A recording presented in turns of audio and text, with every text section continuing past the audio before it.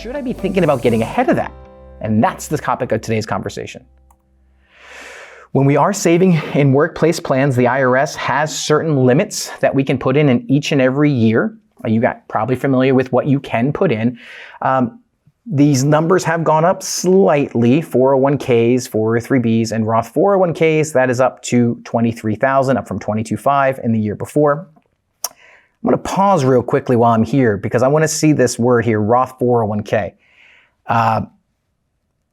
It is one of the biggest things I have to talk to clients about, because a lot of times I hear, well, Brian, I make too much money. I cannot put money in a Roth 401k. I have that option, but I just never put it in there. Let's just pause here. You can put money in a Roth 401k regardless of what your salary is. That's the 401k. If it's the IRA side of things, yes, the IRA's got certain limits that you can put in on an annual basis depending upon what your income is. 401ks are different rules. There's no income limits as far as your salary or income about you putting in $23,000 into your Roth 401k. Catch up for individuals, if you're over the age of 50, $7,500 a year. And then the maximum between you and your company you can put in is $69,000 a year. And if you're over 50, just add the $7,500 to that. And the maximum that can go into a 401k in this calendar year of 2024, $76,500. If you're not sure, do I do pre-tax money right now into my workplace plan, or do I do Roth money? Talk to us.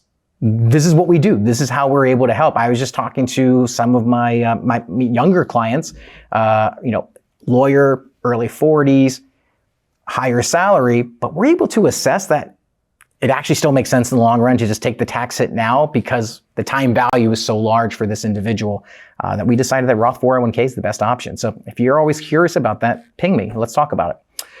This is going to those traditional IRA contributions, those normal.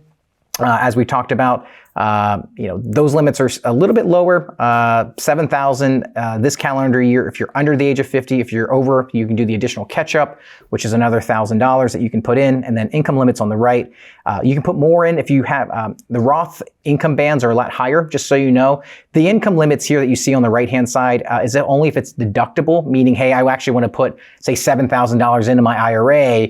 And if I'm, married, filing jointly, and our adjusted gross income is only $110,000, I could do a deduction. But if I make over $170,000, I can't deduct it. I can still put it in there. That's just called a non-deductible contribution, which might be something we might want to think about if taxes could be an issue. We'll talk about that in a minute.